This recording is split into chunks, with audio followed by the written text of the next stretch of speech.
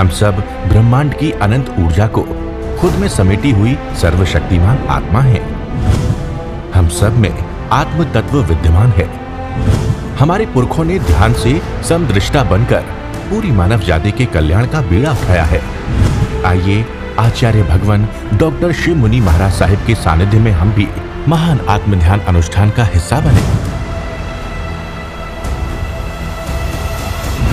जग घूमिया धार जैसा ना कोई। और शुद्ध आलोचना का 10 गुण कौन से है? पाप से भय रखने वाला। पाप कर लिया डरता ही नहीं। जैसे रावण ने सीता को चुरा लिया, अहंकार और आ गया, मेरा कौन पकड़ लेगा। रावण ने मर्यादा रखी, सीता को अपने महलों में नहीं लाया, अशोक वाटिका में रख दिया और एक दासी नियुक्त कर दी कि इसको समझाओ, मेरी बात समझ जाए, फिर उसको महलों में लाएंगे। रावण ने मर्यादा तो रखी, बहुत बड़ी मर्यादा रखी। तो प्रायश्चित 10 गुण होते हैं। पाप से भय रखने वाला, पाप करता ही नहीं, पाप नहीं ऐसा नहीं करना चाहिए। मन में विचार आया, क्रोध, अहंकार, मान, माया, लोभ, राग, भय होता नहीं, क्रोध नहीं करना, मान नहीं करना, माया लोभ नहीं करना, किसी प्रकार के अतिचार का उल्लंघन नहीं करना। और प्रायश्चित कौन? उत्तम जातिवान, जिसकी जाति उच्च हो, कुल उच्च हो, विनयवान हो। जातिवान, कुलवान, विनयवान, ज्ञानवान, दर्शनवान, वो ज्ञानवाना हो, दर्शनवाना, चरित्र, ज्ञान, दर्शन, क्षमावान, वैराग्यवान, जितेंद्रिय। 10 गुणों का जो धारक होता है वही प्रायश्चित लेता है, और वही प्रायश्चित ले सकता है, नहीं तो प्रायश्चित लेता नहीं। 10 गुणों वाला धारक प्रायश्चित लेता है। और 10 गुणों के धारक मुनिराज प्रायश्चित देने के अधिकारी होते हैं। ऐसे प्रायश्चित नहीं दिया जा सकता किसी को। जो प्रायश्चित गुरु देता है, मुनिराज देते हैं, उसका भी शुद्धाचारी हो। जो गुरु हो वो शुद्धाचारी हो, शुद्ध व्यवहारी हो, प्रायश्चित विधि के जानकार हो, शुद्ध श्रद्धावान हो, लज्जा दूर करके पूछने वाला हो। जैसे कोई व्यक्ति प्रायश्चित लेने आता है तो पूरे ढंग से बात करे, लेने वाला देने वाला छुपाए नहीं, उसको प्यार से समझाए। जैसे कई बार बच्चे आपकी बात नहीं सुनते, उसको बड़े प्रेम से समझाते हैं तो बच्चा समझ जाता है। जैसे किसी ने चोरी की है तो आप वो गुरु के सामने कहते हैं मैंने चोरी की है, तो गुरु डांटे नहीं उसको, अच्छा चोरी की, कोई बात नहीं। चोरी का भाव तो कभी मेरे भीतर भी आ जाता है, आगे बढ़ो, आगे बताओ। तो उस पाप को बताने के लिए गुरु उत्साहित होता है। शुद्ध श्रद्धावान, लज्जा दूर करने वाला, शुद्धि करके समर्थ, गंभीर, किसी के दोष सुनकर दूसरों को न कहने वाला, दोष के मुख से दोष स्वीकार कर कर प्रायश्चित देने वाला, उसके मुख से जो भी दोष लगे हैं उसको सुन करके प्रायश्चित देने वाला, दृष्टि से ही वास्तविक समझ लेने वाला, विचक्षण, दूर से समझ जाए ये किस चीज़ का प्रायश्चित लेना चाहता है और उसके हिसाब से वो प्रायश्चित देता है। जिसे प्रायश्चित देना हो उसकी शक्ति को भी जानने वाला हो, कैसा प्रायश्चित देना, कितना देना है, उसके हिसाब से प्रायश्चित देने वाला। 10 प्रकार के मुनिराज प्रायश्चित के अधिकारी होते। प्रायश्चित के दाप दे दें, आलोचना करना, अंतःकरण से आलोचना करना, आलोचना अपने आप से, फिर प्रतिक्रमण,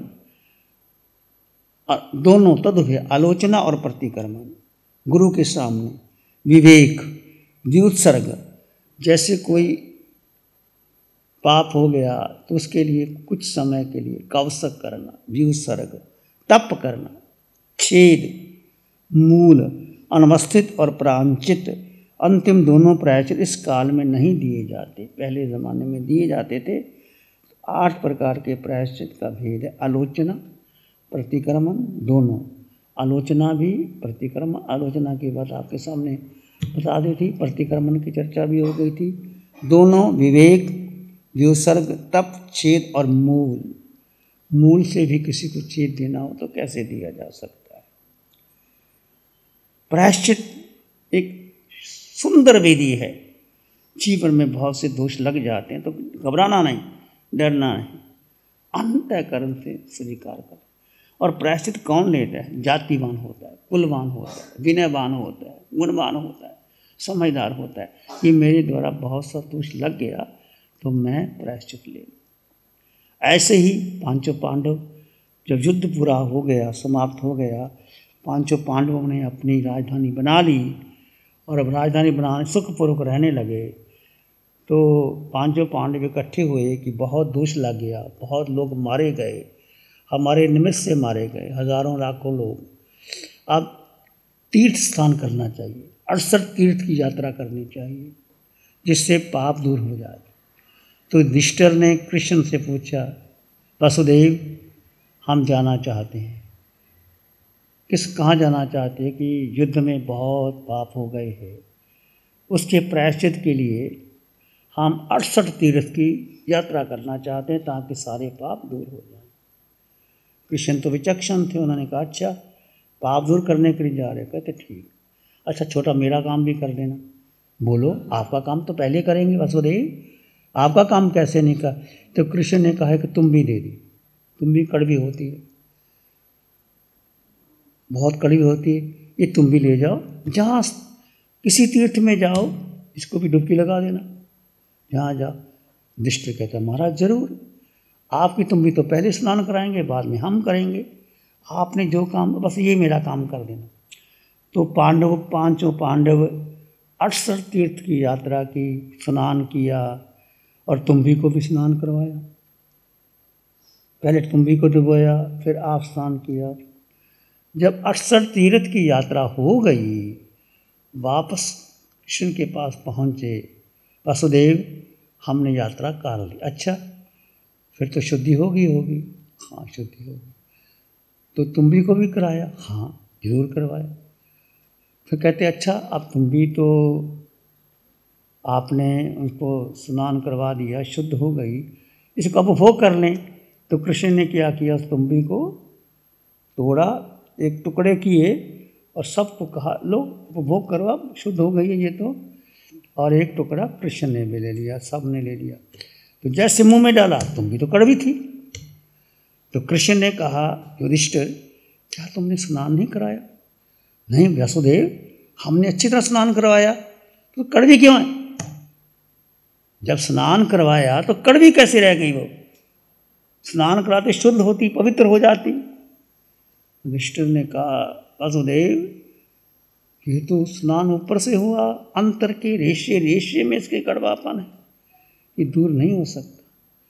तो कृष्ण ने कहा पांडवों ये तीर्थ स्नान करने से क्या तुम्हारी शुद्धि हो जाएगी? तुम्हारे पाप दूर हो जाएंगे?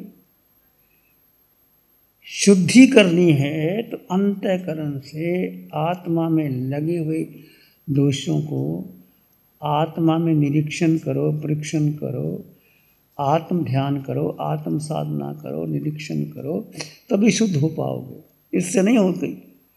तब उनको समझ में आई जो कृष्ण ने कहा था। और बहुत एग्जाम्पल सटीक है। 68 तीर्थ 68 तीर्थ में सब जगह जाया है, सब जगह डुबकी लगा ली, स्नान कर लिया। लोग कहते हैं स्नान करने से शरीर की शुद्धि हो सकती है, पर शरीर के भीतर जो आत्मा है, चेतना है, उसकी शुद्धि कैसे होगी? वो तो अंतर्मन में स्नान करने से नहीं, आत्मा का आत्मरमण, चिंतन, निरीक्षण, परीक्षण, ध्यान, निधिध्यासन, उससे होगी। और सभी ने ऐसी शुद्धि की।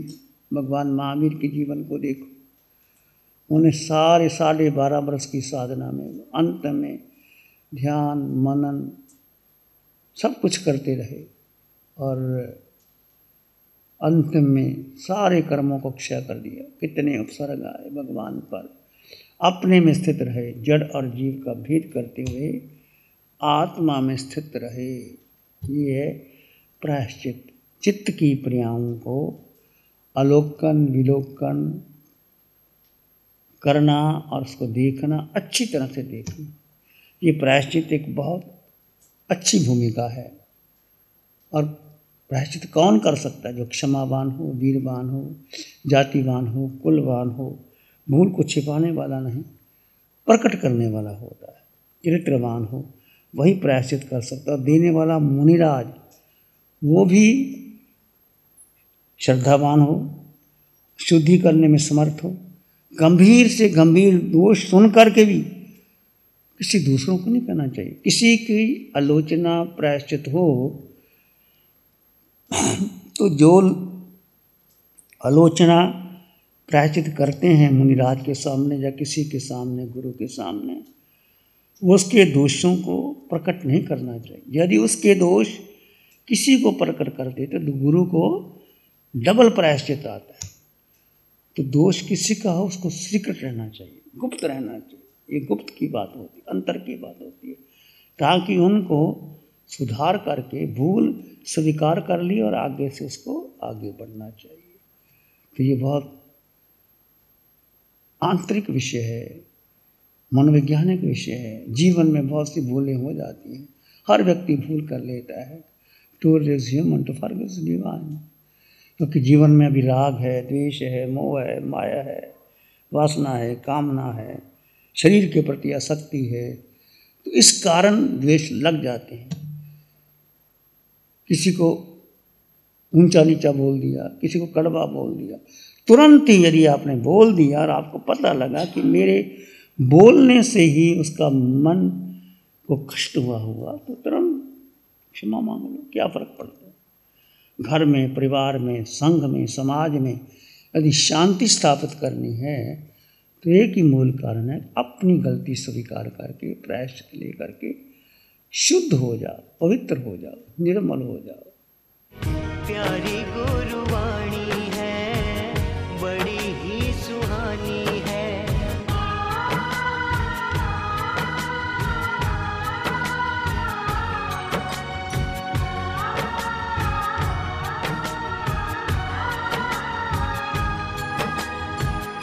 ध्यान करेंगे, आंखें बंद, मन वचन काया शांत, शरीर शांत, विचार शांत, सृष्टि शांत, वातावरण शांत, हर दिशा हर किनारा शांत शांत शांत शांत।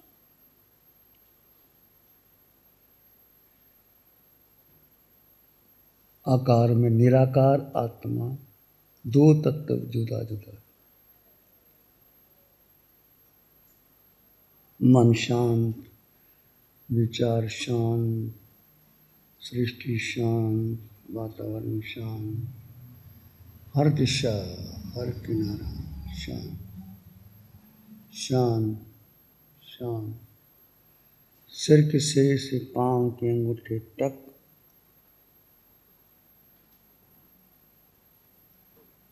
विचार शांत, मन शांत, सृष्टि शांत, वातावरण शांत।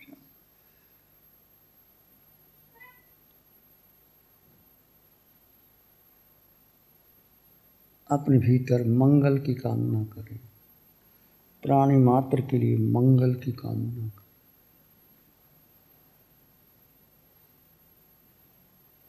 मन मानस में प्यार ही उर्मिल उर्मिल होए। मन मानस में प्यार ही पुलकित पुलकित हो। रोम रोम से ध्वनि उठे, जन जन मंगल होए। रोम रोम पुलकित उठे, सबका मंगल हो। जन जन मंगल हो,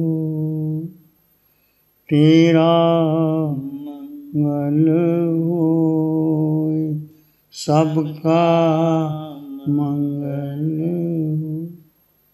सबका भला हो, सबका मंगल हो, सबका शुभ हो। इसी में एक लंबा गहरा सांस लें अरिहंत परमात्मा के चरणों में अनंत कृतज्ञता ज्ञापन करें। एक और लंबा गहरा सांस। अरिहंत परमात्मा के चरणों में नमन और वंदन। दोनों हाथों को आंखों पे ले जाएं। हल्का सा स्पर्श, धीरे से आंखें खोल सकते हैं। नमो अरिहंतानं, नमो सिद्धानं, नमो आर्यानं, नमो उवज्झायानं, नमो लोय सप्सावनं, धम्म मंगल मुखिठम अहिंसा संयमो तवो देवावित्तं नमं सन्ति। जस धम्मे श्यामं श्री चत्तारी मंगलम, अरहंता मंगलम, सिद्धा मंगलम, साहु मंगलम, केवली पाणत्तो धम्मो मंगलम। चत्तारी लोगोत्तमा, अरहंता लोगोत्तमा, सिद्धा लोगोत्तमा, साहु लोगोत्तमा, केवली पाणत्तो धम्मो लोगोत्तमो।